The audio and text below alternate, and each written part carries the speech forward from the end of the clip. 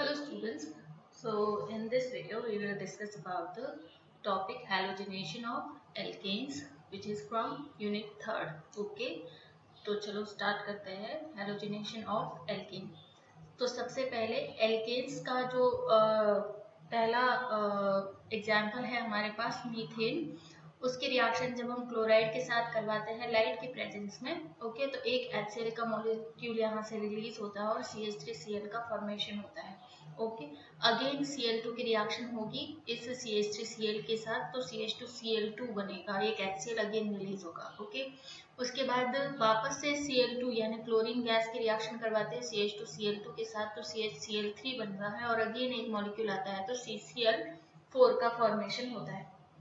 तो ये सब पूरी रिएक्शन किस तरह से होती है उसको हम मैकेनिज्म में देखेंगे. ओके, तो उससे पहले हम देखते हैं कि जो भी ये एल्केन हम यूज में ले रहे हैं, रिएक्शन में यूज में आ रहा है, और जो भी हेलोजन हम यूज में ले रहे हैं उनकी रिएक्टिविटी किस तरह की है. तो सबसे पहले देखते हैं एल्केन्स में जो हाइड्रोजन्स होते हैं वो कौन से हाइड्रोजन्स जो है वो सबसे मोस्ट रिएक्टिव होते हैं और कौन से लीस्ट रिएक्टिव होते हैं. क्लियर. तो प्रीवियस क्लास में मैंने बताया आपको कि 3 डिग्री 2 डिग्री 1 डिग्री हाइड्रोजन किसे कहते हैं. ओके, तो जो 3 डिग्री हाइड्रोजन होते हैं वो मोस्ट रिएक्टिव होते हैं हेलोजिनेशन के केस में, और जो 1 डिग्री होते हैं वो लीस्ट रिएक्टिव होते हैं. उनका ऑर्डर रिएक्टिविटी का कुछ इस तरह से दिया हुआ है. ठीक है, तो ये रहा ऑर्डर. हेलोजिनेशन जो हेलोजेंस है वो कौन से सबसे ज्यादा रिएक्टिव होते हैं, तो फ्लोरीन जो है यहाँ पे मोस्ट रिएक्टिव होता है और आयोडीन जो है वो लीस्ट रिएक्टिव हेलोजन होता है. ओके, ये भी ऑर्डर आपको दिया गया है. फ्लोरीन, फिर क्लोरीन, फिर ब्रोमीन और सबसे कम होता है आयोडीन. क्लियर. नेक्स्ट देखते हैं हम कि जो ये हेलोजिनेशन की रिएक्शन होती है उसमें जो स्पेशली हमने ले रखा है क्लोरीनेशन. हेलोजिनेशन भी कितने टाइप के, फ्लोरीनेशन होता है, क्लोरीनेशन, ब्रोमिनेशन, आयोडीनेशन. ठीक है, तो उनमें जो क्लोरीनेशन की जो रिएक्शन होती है वो किस तरह से होती है उसकी मैकेनिज्म हम देखते हैं. पहले क्लोरीनेशन की जो रिएक्शन होती है वो 3 स्टेप में कंप्लीट होती है. पहला स्टेप है यहाँ पे है chain initiation step. Chain initiation step में सबसे पहले जो हमारी ये रिएक्शन है, मान लो कि हमने ये रिएक्शन करवाई है CH4Cl2 की. ओके, और ये बनना है हमारे पास CH3Cl बनना है. ओके, तो ये जो पूरी रिएक्शन हुई है ये किस तरह से हुई है उसको हम देखेंगे. तो सबसे पहले क्या होता है चेन इनिशिएशन स्टेप में, या फिर श्रृंखला प्रारंभन पद, हिंदी में से कहते हैं श्रृंखला प्रारंभन पद. पहले सबसे पहले स्टेप में होता है कि क्लोरीन जो है उसकी जो बॉन्ड है, उसका जो बॉन्ड है जिसकी एनर्जी कितनी होती है 58 किलो कैलोरी पर मोल होती है, उस बॉन्ड का जो है वो समान विखंडन होता है या होमोलाइटिक क्लीवेज होता है, जिस वजह से एक इलेक्ट्रॉन इस वाले क्लोरीन पर एक इलेक्ट्रॉन यहाँ पे शिफ्ट हो जाता है और ये हमारे पास 2 क्लोरीन के जो है वो रेडिकल फॉर्मेट हो जाते हैं. अब ये जो रिएक्शन है वो प्रकाश की उपस्थिति यानी कि HNO की प्रेजेंस में भी हो सकती है और हीट की प्रेजेंस में भी हो सकती है. अगर हीट की प्रेजेंस में हो रही है तो हमें इसके लिए जो है वो 250 डिग्री सेंटीग्रेड टेम्परेचर तो चाहिए ही होगा. ओके, और अगर लाइट की प्रेजेंस में हो रही है तो यहाँ पे 487.5 nm वेवलेंथ की लाइट यूज में ली जाती है. Okay, clear. तो फर्स्ट स्टेप में क्या होता है, क्लोरीन गैस का होमोलाइटिक क्लीवेज द्वारा लाइट या फिर हीट की प्रेजेंस में रेडिकल फॉर्मेशन होता है. सेकेंड स्टेप में क्या होता है, यहाँ पे चेन प्रोपेगेशन स्टेप या श्रृंखला सतत पद में क्या होता है कि यहाँ पे जो फर्स्ट स्टेप में हमारे पास क्लोराइड का रेडिकल बना है वो क्या करता है, अगेन नेक्स्ट स्टेप में इस CH4 के साथ रिएक्ट करता है. अब ये CH4 यानी कि मीथेन जो है आपका इस फॉर्म में है, तो यहाँ पे ये क्या करेगा, एक हाइड्रोजन जो है यहाँ से रिलीज करवाएगा क्लोराइड. ठीक है, तो यहाँ पे क्या जाएगा, एक इलेक्ट्रॉन इस C पर जाएगा, एक इलेक्ट्रॉन इस H पर चला जाएगा, तो ये बन जाता है यहाँ पे आपका CH3 रेडिकल बन जाता है और ये बन जाता है H रेडिकल. अब यही H रेडिकल जो है के साथ जो है ये क्लोराइड रेडिकल जो है वो क्या करता है, रिएक्ट करता है. H रेडिकल के साथ क्लोराइड का रेडिकल जो है रिएक्ट करता है और ये फाइनली फॉर्मेट करता है HCl. क्लियर. तो यहाँ पे जो ये क्लोराइड का रेडिकल है हम यहाँ पे क्लियर कहेंगे, क्लोराइड का रेडिकल जो है CH4 से जो है H को रिमूव करता है, एक्सट्रैक्ट करता है. ओके, अब ये जो CH4 था इसमें ये जो C कार्बन और हाइड्रोजन का बॉन्ड है इसकी एनर्जी कितनी होती है, इसकी एनर्जी 104 किलो कैलोरी पर मोल होती है. पर रिएक्शन के बाद जो प्रोडक्ट बना है यानी कि जो HCl बना है, तो इसके बीच का जो बॉन्ड है वो बना है 103 किलो कैलोरी पर मोल का यहाँ पे बॉन्ड का फॉर्मेशन हुआ है। क्लियर। अब यहाँ पे बॉन्ड के फॉर्मेशन की वजह से क्या हुआ, देखो कि आपको डिफरेंस देखने को मिलेगा +1 का, आपको यहाँ पे डिफरेंस देखने को मिलेगा +1 का। ठीक है, तो ये इतनी एनर्जी जो है यहाँ पे कंज्यूम हुई। साथ ही यहाँ पे ये जो CH3 रेडिकल है, ये जो CH3 रेडिकल है, ये जो फर्स्ट स्टेप में बना था, यहाँ चेन प्रोपेगेशन के भी फर्स्ट स्टेप में जो CH3 रेडिकल बना था, ये आगे जाके रिएक्ट करता है किसके साथ, वापस से क्लोराइड के क्लोरीन गैस के साथ रिएक्ट करता है, वापस से यहाँ पे समान विखंडन होता है, रेडिकल का फॉर्मेशन होता है, और ये जो यहाँ से रेडिकल है वो CH3 रेडिकल के साथ रिएक्ट करके CH3Cl का फॉर्मेशन करता है। और ये जो दोनों स्टेप है वो बार बार रिपीट होते रहते हैं जब तक कि हमारे रिएक्शन मिक्सचर में मीथेन और क्लोरीन गैस प्रेजेंट रहेगी, तो ये स्टेप जो है वो रिपीट होते रहेंगे। ठीक है, तो ये इसलिए इसको स्टेप को कहते हैं हम chain propagation step. Third step में क्या होता है कि हमें यहाँ पर करवानी है रिएक्शन को स्टॉप, तो वो एक ही केस में हो सकती है कि जितने भी हमारे रिएक्शन मिक्सचर में रेडिकल्स का फॉर्मेशन हुआ है वो सारे के सारे जो है रेडिकल्स के जो है आपस में रिएक्ट करके कोई प्रोडक्ट बना दे। ठीक है, तो यहाँ पे ये देखो Cl रेडिकल है, Cl रेडिकल आपस में रिएक्ट करके यहाँ पे Cl2 का फॉर्मेशन कर देते हैं।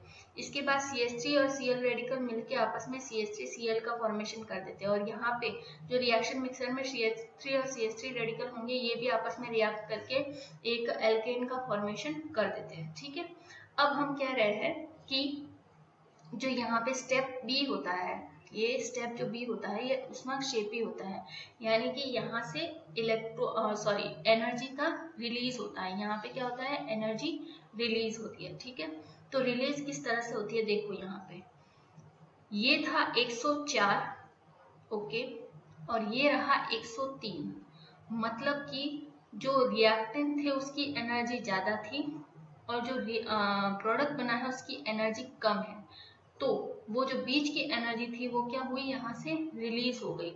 ठीक है, कितनी रिलीज हो गई, ये +1 यहाँ से रिलीज हो गई। तो हम यहाँ से कह सकते हैं कि ये जो रिएक्शन है स्टेप सेकंड जो है वो क्या होता है, उष्माक्षेपी होता है। क्लियर, ओके, तो ये सेकेंड स्टेप उष्माक्षेपी या एक्सोथर्मिक होता है। अब यहाँ पे कह रहे हैं कि जो Cl2 है वो CH4 के साथ 120 डिग्री सेंटीग्रेड पर फ्री रेडिकल रिएक्शन नहीं दे सकता, तो वो तो हमने फर्स्ट स्टेप में देखा है कि हमें कितना चाहिए, हमें यहाँ पे जो है 250 कम से कम जो है वो चाहिए रिएक्शन करवाने के लिए, रेडिकल फॉर्मेशन के लिए 250 तो हमें चाहिए।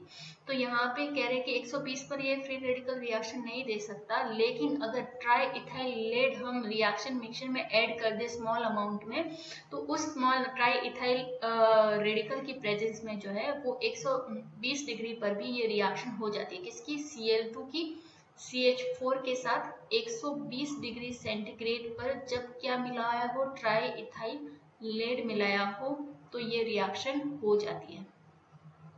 पर अगर ट्राई इथाइल लेड नहीं मिलाया हो तो ये रिएक्शन भी नहीं होती है। ठीक है, इसके लिए इसको जो है 250 डिग्री सेंटीग्रेड टेम्परेचर चाहिए होता है। क्लियर ये चीज, तो यहाँ पे क्या करता है ट्राई इथाइल लेड, इसको इसको जो है वो रिएक्शन को इजीली होने में हेल्प करता है। ओके, नाउ नेक्स्ट है ऑक्सीजन की प्रेजेंस में ये रिएक्शन की रेट जो है वो कम हो जाती है।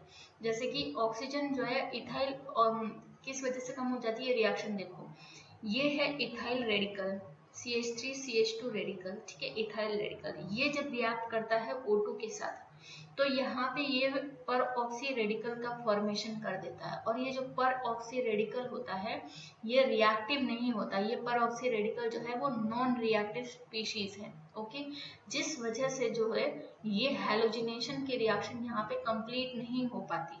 ओके, तो अगर कोई एक रिएक्शन मिक्सचर है जिसमें आप CH3 की रिएक्शन Cl2 के साथ करवाना चाहते हैं और उससे आपका प्रोडक्ट बनना चाहिए था CH2Cl, और अगर इस रिएक्शन मिक्सचर में आपने O2 ऐड कर दिया तो अब ये प्रोडक्ट नहीं बन पाएगा या फिर बहुत ही ज्यादा कम मात्रा में बनेगा। ठीक है, क्यों, क्योंकि ये ऑक्सीजन जो है वो इस रिएक्शन के दौरान बनने वाले CH3CH2 रेडिकल के साथ रिएक्ट करके परऑक्सी रेडिकल बनाता है जो बहुत ही कम रिएक्टिव होता है। तो यहाँ पे हम कह सकते हैं कि O2 यहाँ पे एज ए इनहिबिटर वर्क करता है। क्लियर?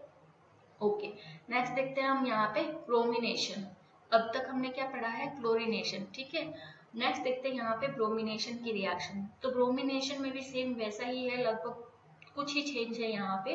ब्रोमिनेशन के केस में मान लो कि मैंने यहाँ पे क्या किया है, ये ब्रोमिनेशन मतलब कि CH4 की Br2 के साथ रिएक्शन कराने पर मेरे पास CH3Br बनना चाहिए। ठीक है, CH3Br और HBr बनना चाहिए। ओके, तो ये रिएक्शन किस तरह से कंप्लीट होती है? तो ये भी 3 स्टेप को फॉलो करती है रिएक्शन। फर्स्ट स्टेप में अगेन यहाँ पे क्या होगा, Br2 जो है वो या तो लाइट की प्रेजेंस में या फिर हीट की प्रेजेंस में रिएक्ट करता है और 2 रेडिकल का फॉर्मेशन, 2 ब्रोमाइड रेडिकल का फॉर्मेशन करता है। ओके, और यहाँ पे ये बॉन्ड की जो एनर्जी होती है वो 46 किलो कैलोरी पर मोल होती है। ओके, नाउ अब ये जो फर्स्ट स्टेप में Br रेडिकल बना है, ये क्या करता है, ये रिएक्ट करता है CH4 के साथ, बिल्कुल उसी तरीके से जैसे क्लोरीन में करता है। तो यहाँ पे जो है, यहाँ पे वापस से इस बॉन्ड को क्लीवेज होता है होमोलाइटिक। ओके, और यहाँ से ये जो H रेडिकल बनेगा और यहाँ बनेगा CH3 रेडिकल। ओके, तो ये H रेडिकल इस ब्रोमाइड के रेडिकल के साथ रिएक्ट कर लेता है। ठीक है, और ये रिएक्ट करके HBr का फॉर्मेशन करता है और CH3 रेडिकल यहाँ से निकलता है।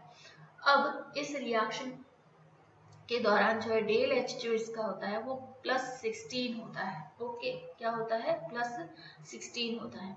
नेक्स्ट स्टेप में, इसी स्टेप में क्या होगा, देखो ये Br2 वापस से इस CH3 रेडिकल के साथ रिएक्ट करता है। Br2 वापस से CH3 रेडिकल के साथ रिएक्ट करता है। अगेन यहाँ पे होमोलाइटिक क्लीवेज होता है और यहाँ से एक Br रेडिकल और यहाँ भी एक Br रेडिकल का फॉर्मेशन हो जाता है। और जैसे फॉर्मेट होगा, ये CH3 के साथ रिएक्ट करके CH3Br बना देगा और एक Br रेडिकल निकल जाएगा।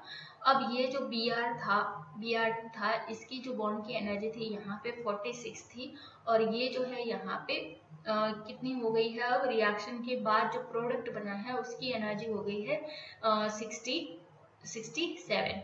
अब यहाँ पे आप देखेंगे कि यहाँ पे एनर्जी क्या हुई है? बड़ी है। अब बढ़ेगी कहाँ से? हमारे पास अगर सिस्टम में हमारी एनर्जी ही 46 थी, तो ये बढ़ी कहाँ से? तो बढ़ी है, इसको एनर्जी मिली है कहीं से या फिर इसने एनर्जी अब्सॉर्ब की है कहीं से, तभी ये 46 से जो प्रोडक्ट बना उसमें 67 हो गई एनर्जी। तो यहाँ पे इस रिएक्शन को कितनी एनर्जी एक्स्ट्रा मिली थी? ये मिली थी -21, यानी कि इतनी एनर्जी इसको और चाहिए थी प्रोडक्ट बनाने के लिए।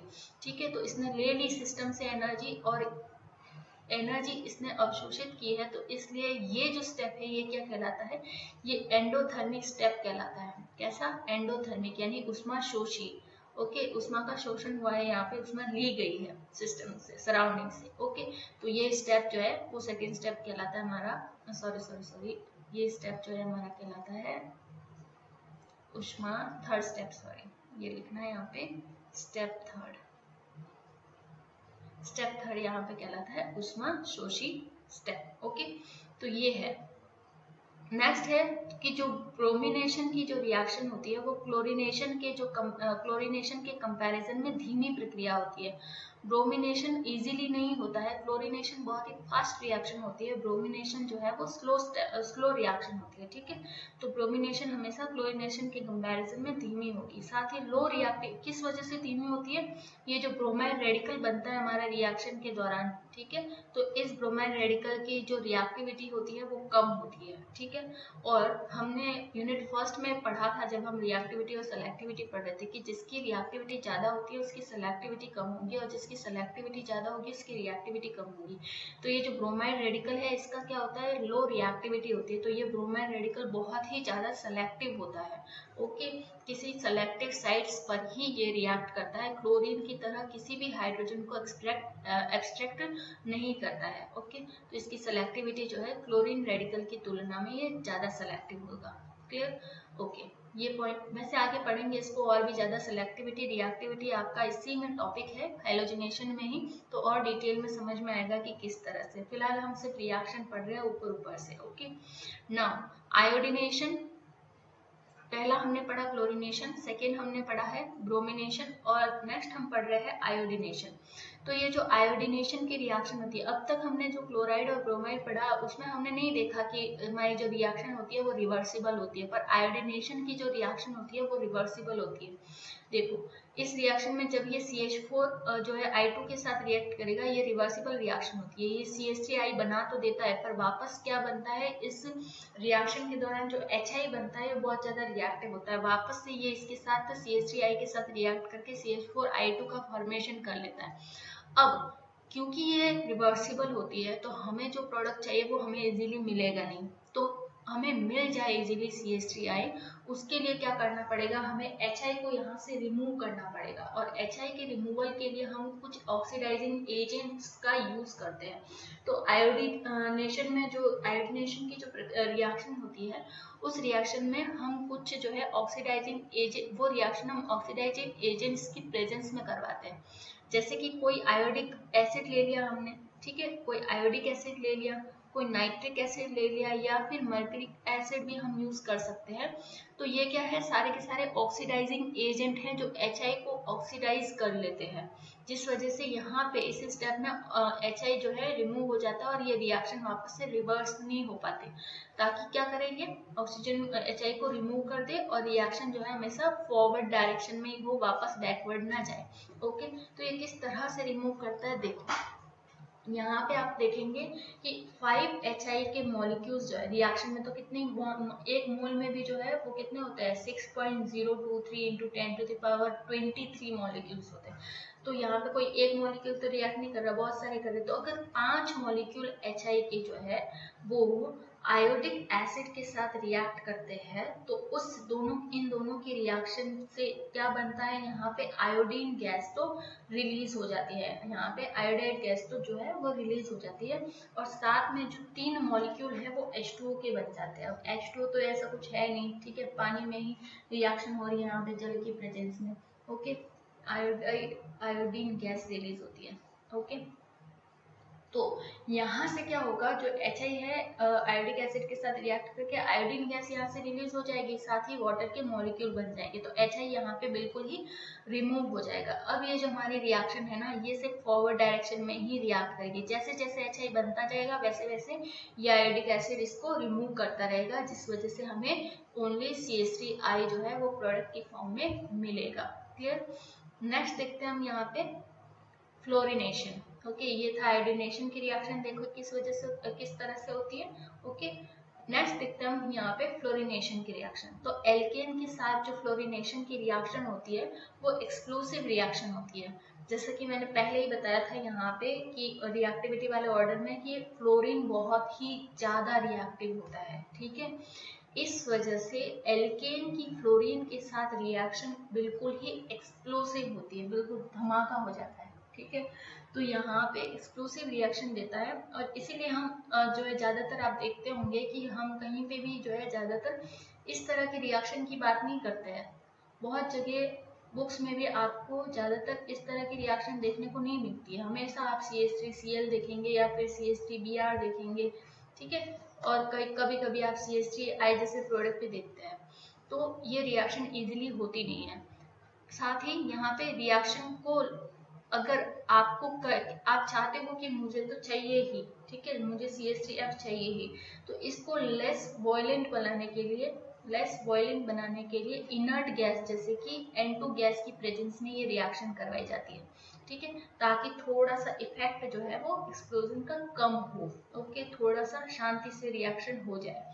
क्लियर। तो कौन सी लेस बॉइलिंग बनाने के लिए कौन सी गैस यूज की जाती है, इनर्ट गैस यूज की जाती है, जो भी इनर्ट गैस की तरह काम करती है वो यूज की जाती है। जैसे N2 यहाँ पर इनर्ट गैस की तरह यूज होती है, उसकी प्रेजेंस में रिएक्शन कराओगे तो एक्सप्लोजन नहीं होगा। ओके, नाउ रिएक्टिविटी ऑर्डर, जैसा कि मैंने आपको बता ही दिया कि हेलोजन में सबसे ज्यादा रिएक्टिव फ्लोरीन होता है, फिर क्लोरीन होता है, फिर ब्रोमीन होता है, फिर जो है आयोडीन होता है, ज्यादा रिएक्टिव होने की वजह से ही एक्सप्लोसिव होता है, ठीक है।